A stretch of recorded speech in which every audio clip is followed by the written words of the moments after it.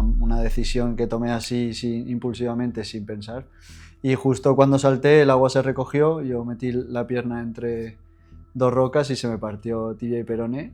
Y no habíamos vivido algo tan traumático, por así decirlo, en cuanto a vida marina nunca. Y en efecto era una tortuga atada a una, atada a una botella que no podía sumergirse. Yo creo que este punto que estamos hablando es el que nos ha podido permitir diferenciarnos de muchos otros creadores que han podido tocar agua a lo largo de su carrera.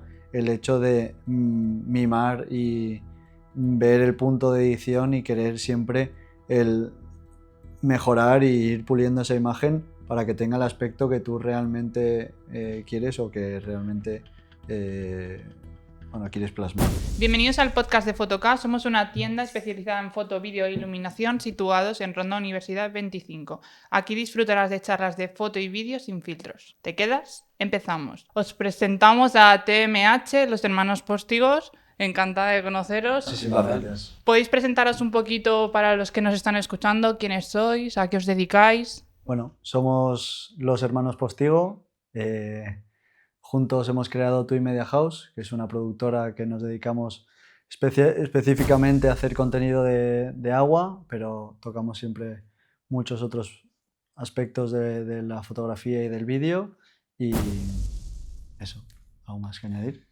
Bueno, yo soy Alex, soy el hermano mayor, aquí junto a mis hermanos. La verdad que muy contento de estar aquí y poder contaros un poquito nuestro punto de vista, nuestras aventuras, nuestras anécdotas y algún que otro secreto, ¿no? Vale, Alex, pues la pregunta obligada es para ti. Como eres el hermano mayor, ¿cómo se sintió cuando te dijeron que venían dos más en camino? Bueno, yo creo que me emocioné bastante, pero no como mis padres, que se esperaban una niña y al final fueron dos chicos, habían dos presentes y venían dos más. Entonces se multiplicaba. Supongo que el tener el proyecto conjunto y ser hermanos os ayuda muchísimo más a la hora de tomar decisiones, ¿o es mucho más locura en realidad? ¿Os cuesta muchísimo más por ser justamente hermanos? No es ninguna locura. Al final llevamos llevamos 9 años en el sector audiovisual y desde los 9 años, pues al principio José y yo trabajábamos más juntos, Alex tenía ya más desarrollada su carrera. Y ha sido un proceso tan natural y tan bonito que hemos ido uniendo familia y trabajo y con la pasión con la que lo hacemos no hay ningún conflicto ni nada, nos entendemos muy bien, hay mucha comunicación. Siempre, si hay diferentes opiniones, obviamente se argumentan, se dice el porqué, siempre sale un poquito el gesto de hermano, ¿no? Pero bueno, luego al final se resuelve con cariño y con ganas. Claro, lo bonito también es que al ser hermanos pues conocemos a la perfección nuestras historias, hemos convivido toda la vida juntos, entonces no hay secretos ocultos. Y a la hora de comunicarlo y de hablar entre nosotros es todo mucho más fácil. Vale, a mí me gustaría saber, aquí se os ve súper tranquilos, esta zona súper tranquila. Somos tranquilos.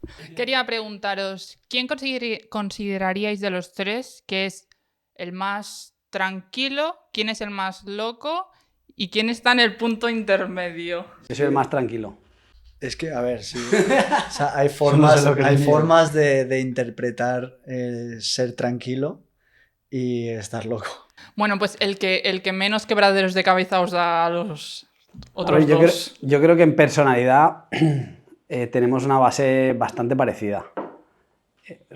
Podemos ser camaleónicos cuando hay que estar tranquilos. Mójate.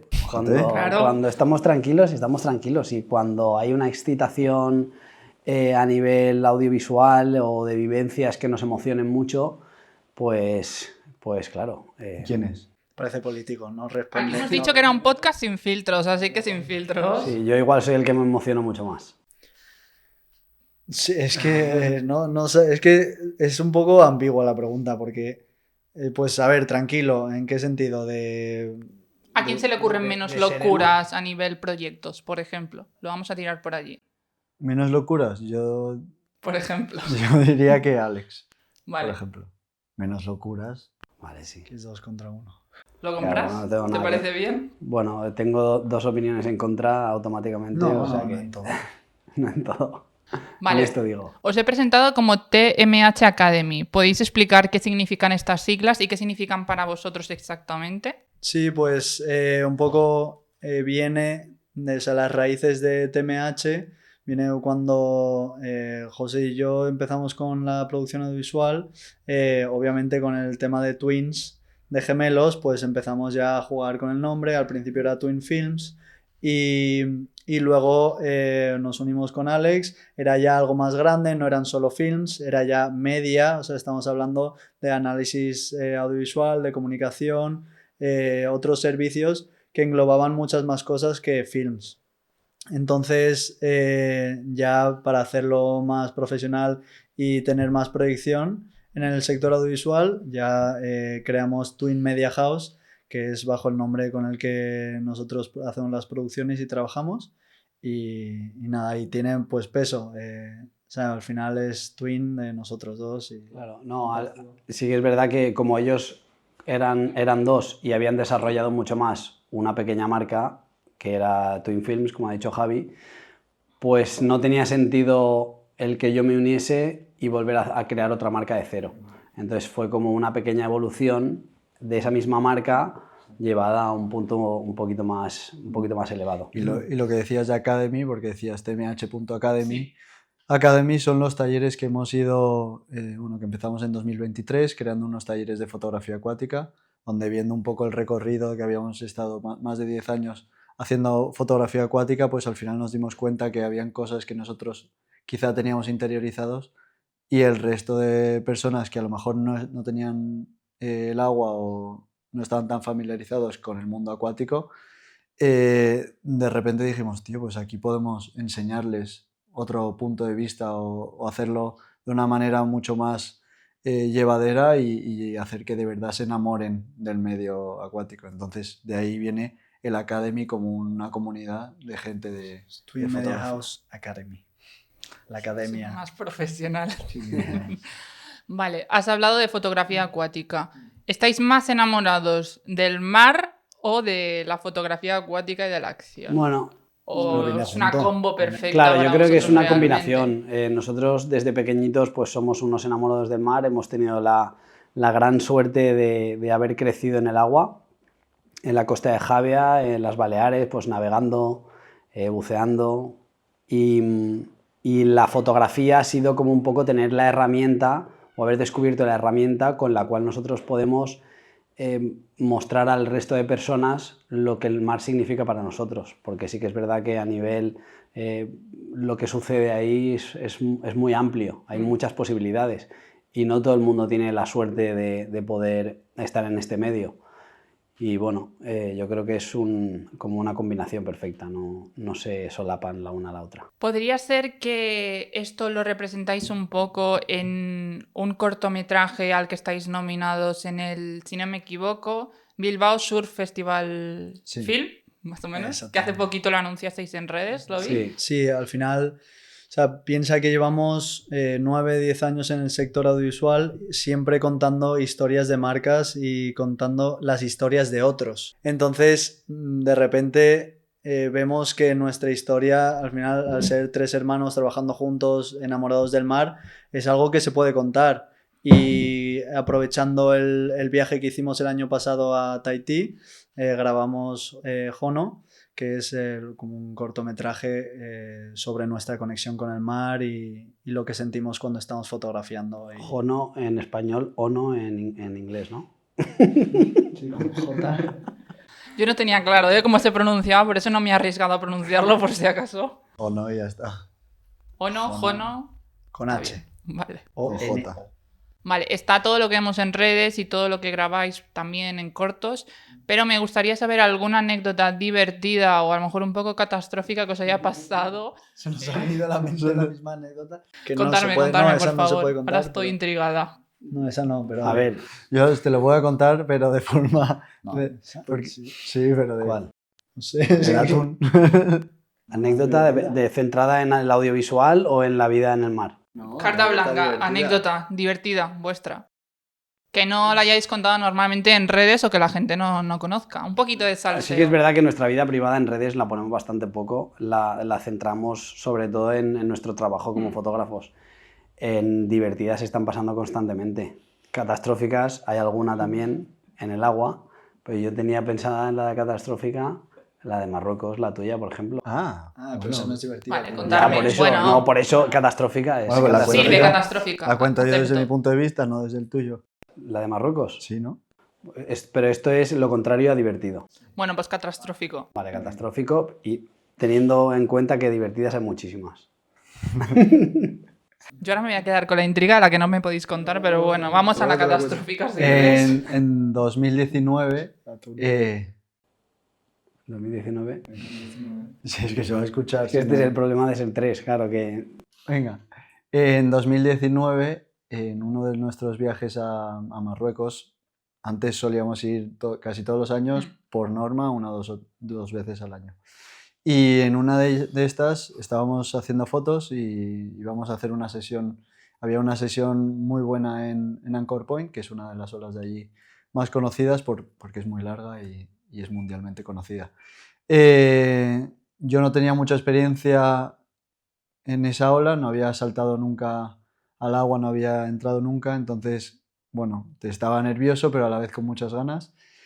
Y bueno, nos juntamos, tú saltas como por las rocas que hay al lado de la costa, donde rompe la ola justo, pues tienes las rocas para saltar. Y resulta que con todas las prisas y todo, salté en un mal timing. Fue una decisión que tomé así impulsivamente, sin pensar. Y justo cuando salté, el agua se recogió, yo metí la pierna entre dos rocas y se me partió tibia y peroné. Y justo, nada, habían 2 metros de olas, estaba yo con la pierna doblada hacia el lado, pues lo primero que fue pegar un grito.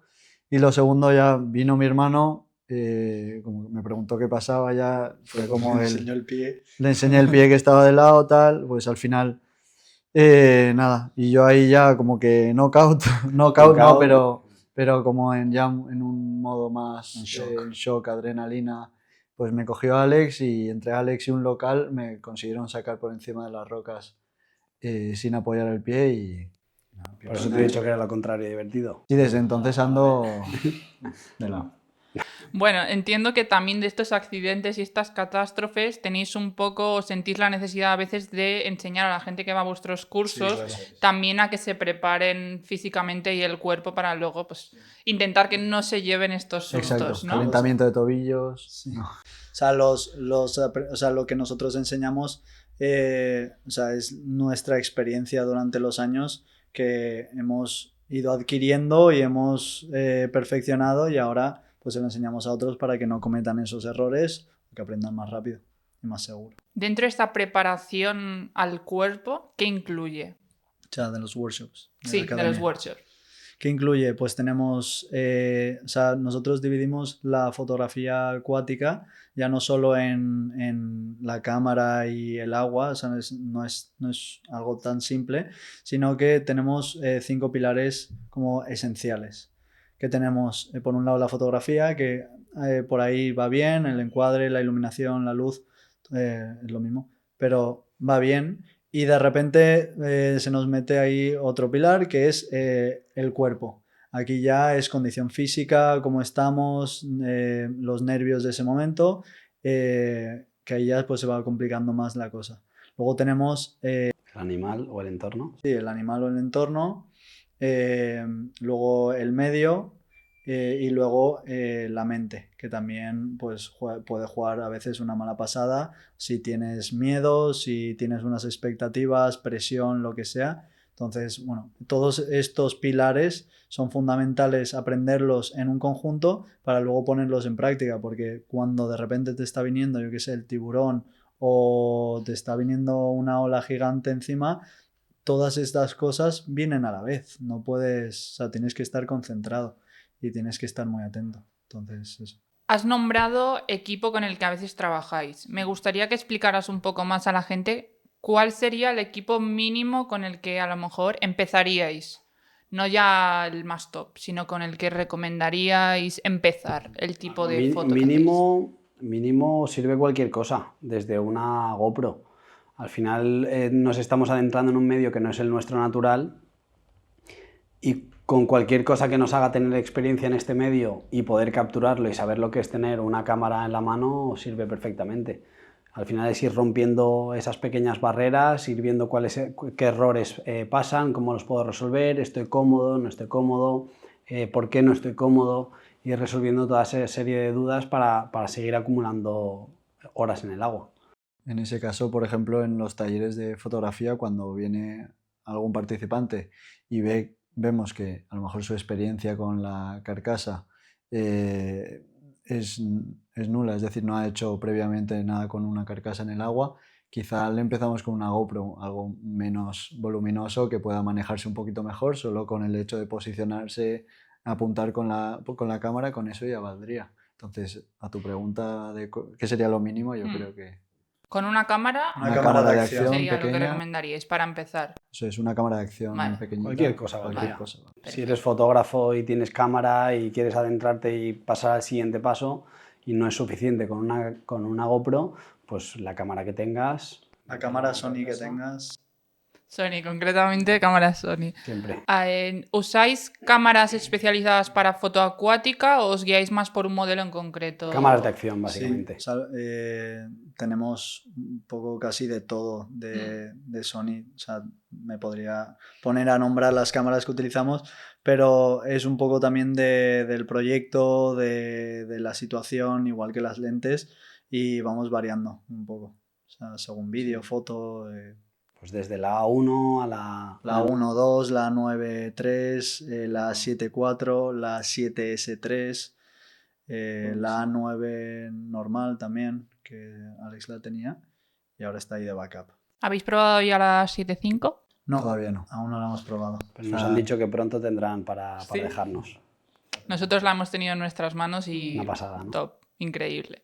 Vale, estas cámaras habéis nombrado también antes las carcasas y por aquí tenéis una que me gustaría que enseñarais un poquito a la gente y que le contarais un poco los requisitos indispensables para vosotros, no, en plan en general para vosotros, qué necesitáis de una carcasa, si usáis alguna marca en concreto. Nosotros utilizamos la marca de Aquatec. Es una marca que en el mercado del surf, de fotografía de surfing, ha funcionado, ha sido muy relevante y la gente ha estado utilizándola mucho.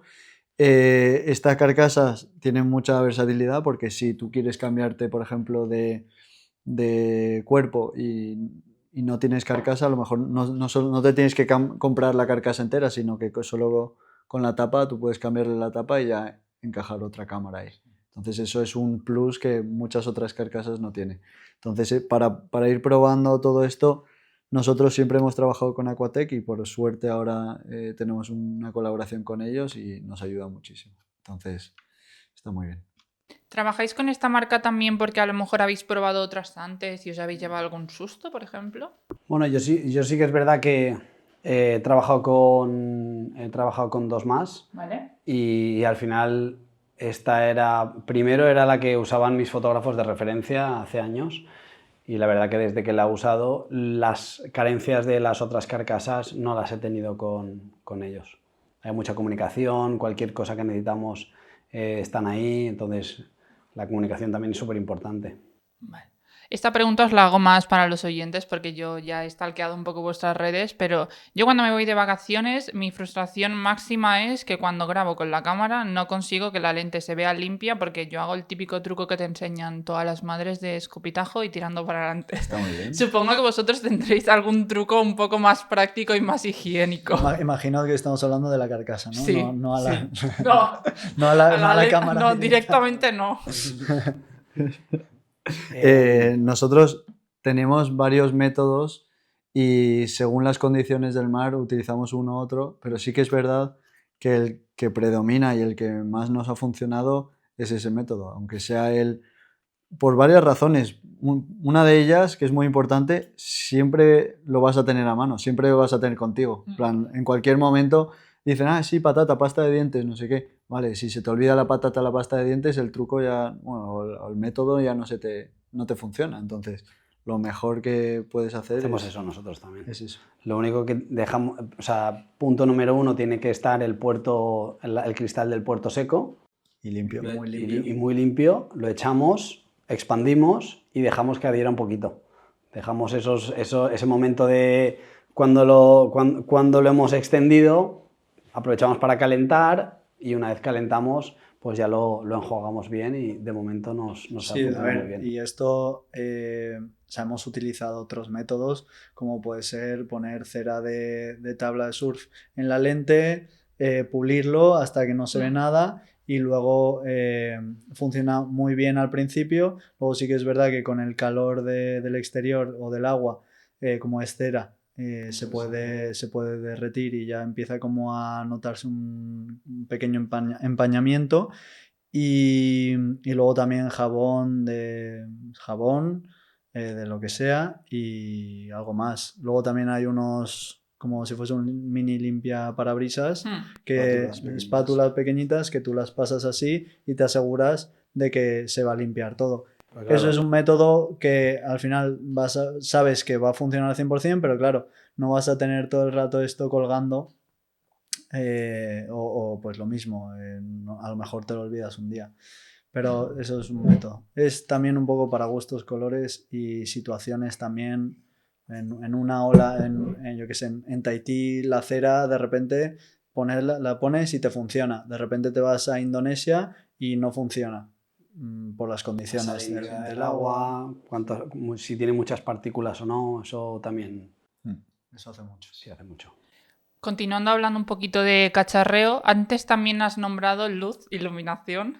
¿Qué tipo de iluminación utilizáis o usáis como recurso para la foto acuática? O si no usáis, porque a lo mejor no. O sea, hay un elemento esencial de iluminación que es el sol y es el único que utilizamos en un 98%, a no ser que de repente queramos investigar, probar cosas con flashes y demás. Pero sí que por la noche, cuando hacemos fotografía nocturna, obviamente, vamos con luces continuas. Vale. Focos continuos de buceo que nos alumbran el animal o el objeto que queramos fotografiar y ya está. ¿Habéis hecho pruebas a lo mejor con tubos LED? ¿Debajo del agua? Sí. No, todavía no. De momento. Estaría guay. Es interesante, hay algunas marcas que tienen tubos waterproof, como los llamo yo, Pero de profundidad o de profundidad, claro, no, de profundidad creo que mucha no, pero claro, se podrá mojar y... O sea, hay unas que son como hinchables y que aguantan bastante. De tubo también, sí. Pero bueno, sí, eso es probarlo. Si nos retáis algún día estaremos encantados de aceptarlo. Yo me lo apunto como reto próximamente. Perfecto. También me gustaría saber, hemos hablado de carcasas, hablamos de material. El material, una vez lo sacas de la playa, con todas las condiciones, lo que supone mojarlo, agua salada, ¿cómo lo cuidas después? Hombre, lo primero que tienes que hacer nada más sales del agua es enjuagarlo con agua dulce, porque la sal es el peor enemigo que puedes tener tanto para la carcasa como para cualquier cosa que sumerjas en el mar. Entonces, pues agua dulce lo primero, luego secar bien y quitar las partículas de arena o si hay algún trozo de alga o cualquier cosa.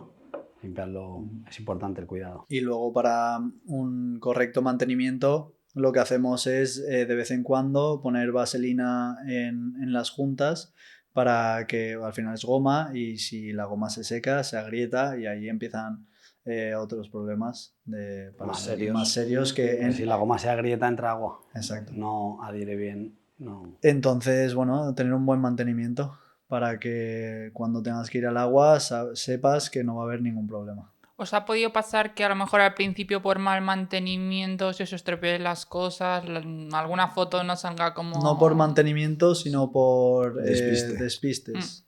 Ha habido una de nuestras primeras carcasas que justo, no era Aquatec, era otra marca. Javi y yo empezamos a trabajar con esa marca y funcionaba muy bien, era súper versátil, la podíamos meter en todos lados, súper profunda.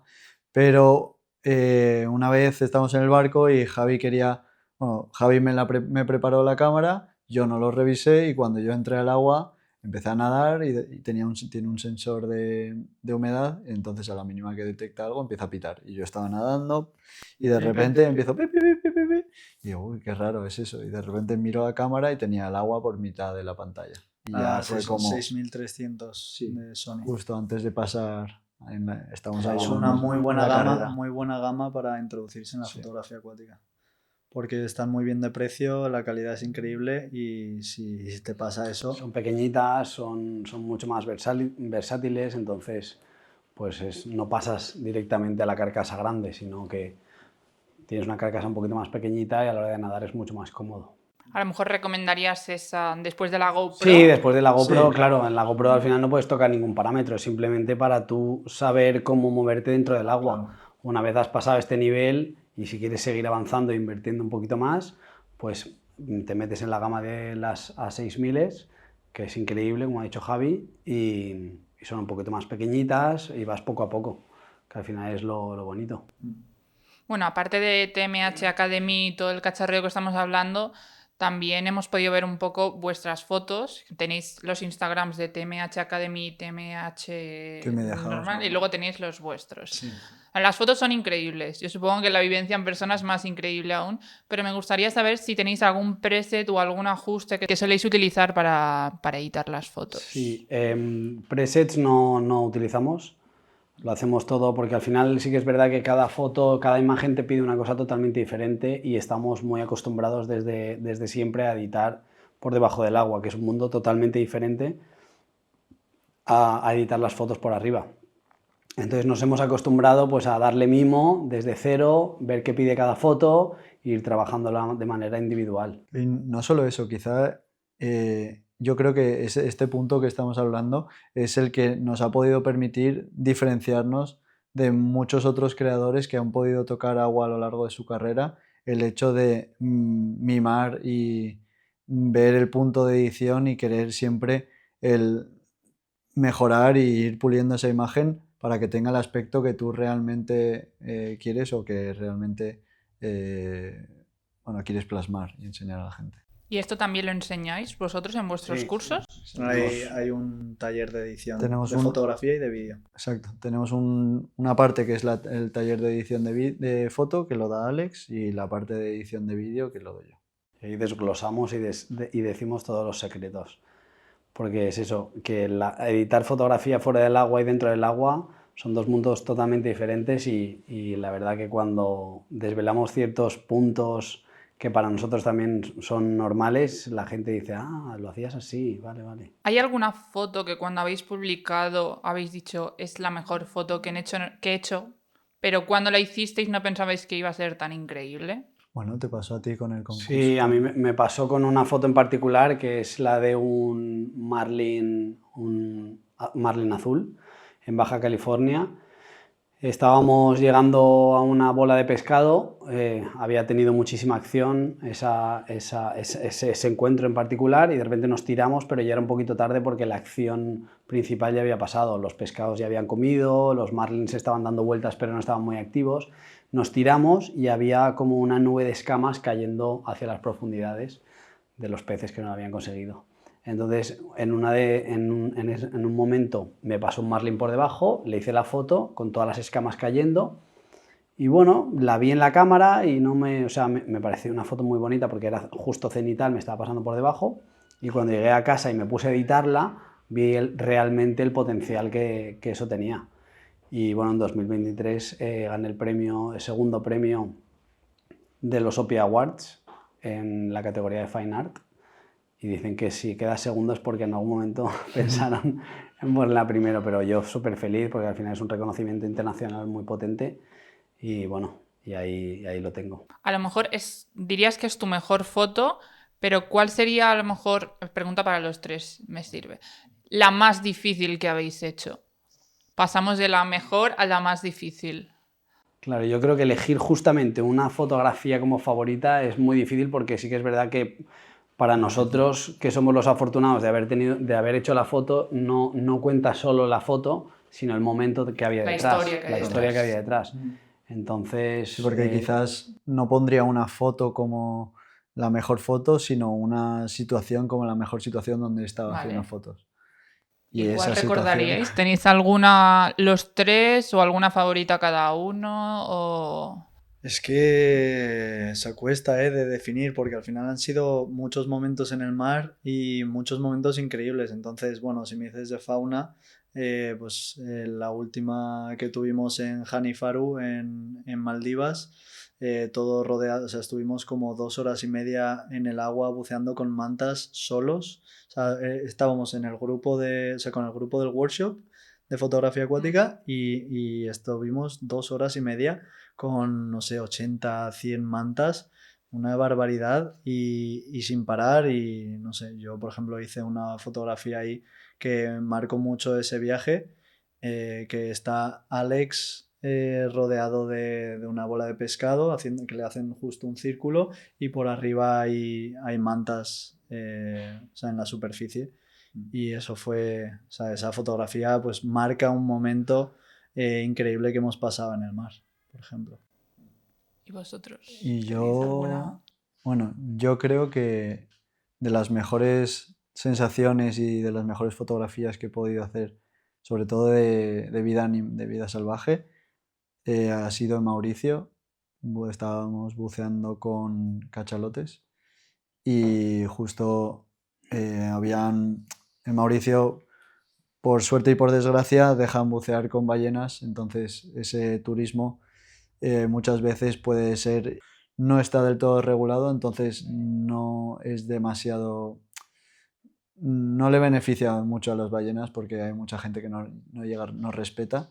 Entonces estábamos, había justo una ballena y había muchas personas con la ballena, mucho agobio y nosotros pues al final decidimos irnos y justo cuando nos estábamos yendo hacia otro lado salió una familia entera de cachalotes y estuvimos buceando con cachalotes nadando alrededor nuestro durante media hora socializando y fue una sensación increíble y de ahí sacó una foto muy potente que es una familia de ballenas socializando y un buceador por al lado, justo que se ve la inmensidad de todas esas ballenas. Sí, yo si tuviese que contar una, es complicado, como han dicho los gemelos, elegir una, pero recientemente, el verano pasado, tuvimos un encuentro que fue un cúmulo de situaciones que llevan a un punto, por así decirlo, por explicarlo corto. Estábamos cruzando el canal de Jave Ibiza todos los veranos desde que yo tenía 10 años y los gemelos tenían 3 años, pues hemos tenido la suerte de poder disfrutar de un viaje familiar navegando un mes, mes y medio en las Baleares. Ahí es donde se hizo todo ese vínculo, entonces es como un viaje que hacemos todos los años y como es como inmovible, eso pasa y no nos lo podemos pelar. Y este verano estábamos cruzando, teníamos unas condiciones de mar increíbles, cero viento, calorcito. Hicimos un pequeño desvío a mitad canal para saludar a unos amigos de los gemelos que estaban de vuelta. Coincidimos con ellos, nos desviamos como media milla al norte, nos bañamos un rato en alta mar y bueno, después de media horita seguimos rumbo. Entonces hicimos como un pequeño zigzag. Y en la que llevamos una horita de trayecto en la nueva dirección, vemos una botella hundiéndose y nos ponemos Javi y yo en proa, me acuerdo perfectamente, y yo le digo, tío, eso se está moviendo, eso es una tortuga enganchada seguro. Y justo llegamos, que es como una situación que, que esperas que no sea eso, pero claro, al final pasando tantas horas en el mar, es cuestión de probabilidad de que te pase algo así. Y no habíamos vivido algo tan traumático, por así decirlo, en cuanto a vida marina nunca. Y en efecto era una tortuga atada a una, atada a una botella que no podía sumergirse. Entonces, claro, en ese momento pues teníamos, pues entre la presión de liberar a la tortuga y la presión de sacar fotografías que ayudasen, que ayudasen a concienciar del problema real que estaba pasando, pues claro, era una situación única. Claro, al final si nosotros no solo nos centramos en sacar a la tortuga, nadie se da cuenta del problema que hay. Entonces es una labor Claro, muy importante. entonces, bueno, el poder vivirlo con tu familia con la que te has criado en el agua toda tu vida, pues fue algo increíble. Nos tiramos, evaluamos un poco la situación, le hicimos fotos estresándola lo menos posible. Para esto obviamente hay un protocolo que hay que llamar al 112, hay que avisar y demás, pero claro, estábamos en alta mar, no había nada de cobertura y bueno, y confiamos en nuestros conocimientos como para poder actuar. La subimos al barco, la liberamos, vimos que no tenía heridas visibles, la soltamos porque vimos que tenía fuerza suficiente como para seguir su propio camino y bueno, y la vimos sumergirse sin ningún tipo de problema y fue un momento que nos llevamos a la caja de pinos. A ver, a mí me parece preciso porque al final también enseñáis a la gente a respetar lo que sería un poco vuestra segunda casa, diríamos, porque el turismo, por ejemplo en Maldivas, por ejemplo, o estos otros sitios así, ha fomentado e incentivado mucho, por ejemplo, estas típicas excursiones en las que van demasiados barcos a donde están las ballenas. Entiendo que esto al final a vosotros desde dentro os no molesta. No, Sentís que es un poco... O sea, es impotencia. Es impotencia de tener muy poca toma de decisión en esos casos. Entonces, nosotros, por ejemplo, siempre que vamos a Maldivas, vamos con nuestros amigos de Akiri Surf Retreat y con ellos son con los que hacemos los workshops y porque sabemos además que ellos tienen una forma de actuar sostenible hacia el acercamiento de animales y vida marina. Por ejemplo, pues el no dar de comer a los tiburones es un punto muy importante, porque en Maldivas, si se le da de comer a los tiburones nodriza o a cualquier tiburón, lo que estás haciendo es que ese tiburón ya se olvide de buscar su propia comida. Sabe que ahí a las 3 y a las 4 van a haber turistas dándoles de comer. Entonces se olvidan y eso es muy peligroso porque ya creas una dependencia del tiburón hacia ti y rompes la cadena alimenticia.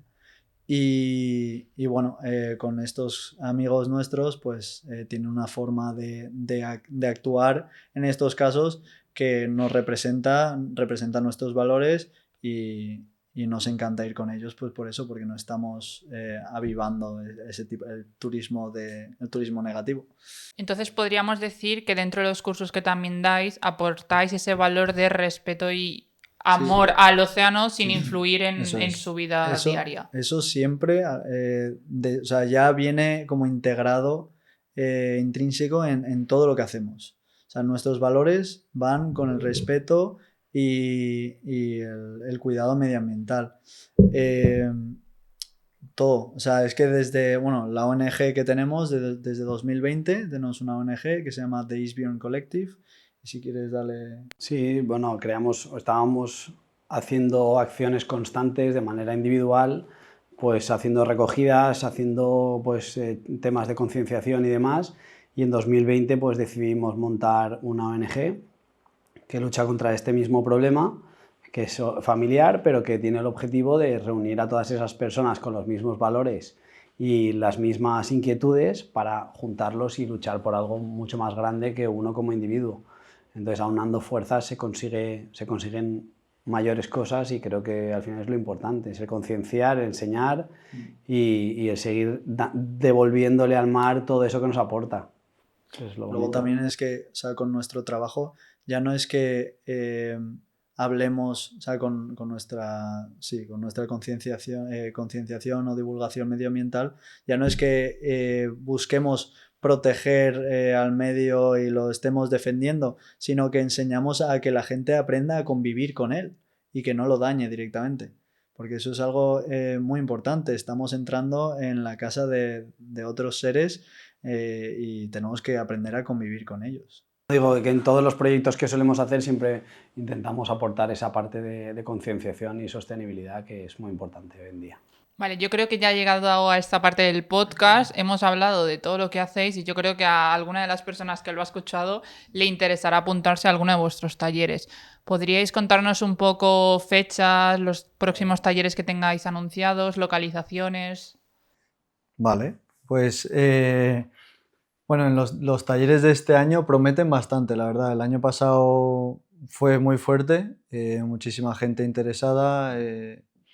La verdad que funcionaron todos muy bien Y este año hemos querido repetir una dinámica parecida, añadiendo alguna sorpresa que está por ahí, pero las fechas tenemos en mayo nos vamos a Galicia a hacer Finales de mayo, ¿no? Sí, eso es. Finales de mayo tenemos en Galicia el taller de surfing, es decir, fotografiamos a surfistas profesionales, aprendemos a colocarnos en las olas, a mantener esas distancias de seguridad y esos ángulos que nos darán la parte creativa. Esos fechas exactas, ahora mismo no las tengo en la cabeza, No, pero pero podéis verlas. Bueno, si no las dejamos las dejaremos aquí abajo. Eso es. Para que las las fechas, tengáis y ya está. las fechas las podéis ver en la cuenta de tmh.academy y toda la información también. Pero os pongo en contexto, tenemos Galicia en mayo, luego tenemos junio, tenemos un taller sorpresa, que la verdad que apunta muy fuerte. Y Esto no se ha hecho nunca en ninguna parte del mundo. entonces promete. Luego tenemos en septiembre en Javea un taller que es un volumen 1 donde nosotros nos sentimos muy identificados porque fue ahí donde comenzamos y donde fueron nuestros inicios, entonces nos encanta enseñarles a la gente un poco toda esa parte. Y eso es en septiembre finales, luego en octubre principios nos vamos a Cantabria, a la playa de Berria, donde tenemos el taller de surfing también. Y luego por último tenemos Maldivas en noviembre como viaje de final de curso donde vemos toda la técnica y la teoría de la fotografía acuática y además buceamos con animales increíbles. Es como una combinación de todos en uno, más todo la convivencia de una semana entera que hasta hoy ha sido experiencias increíbles, ya no para los participantes, sino incluso para nosotros mismos. Es un sitio donde aprendemos todos de todos, donde todos tenemos siempre cosas que aportar y donde se generan ambientes espectaculares. Al final, cuando unes a un montón de personas con las mismas pasiones y los mismos gustos, es una combinación que nunca falla. Bueno, por mi parte me despido de todos. Muchas gracias por llegar a esta parte del podcast y para vosotros os dejo la maravillosa responsabilidad de cerrar el podcast y decir las últimas palabras que queráis decirle a la gente que nos ha escuchado. ¿De acuerdo? Sin presión. Sin presión. Vale, va. Bueno, muchas gracias a todos por escuchar este podcast. La verdad que nos ha hecho muchísima ilusión venir aquí a Fotoca. Muchas gracias por invitarnos. Y nada, que por favor aprendáis a convivir con el océano con respeto, disfrutándolo, porque ya que es nuestra pasión, vamos a convivir con él. Muchas gracias. Muchas gracias.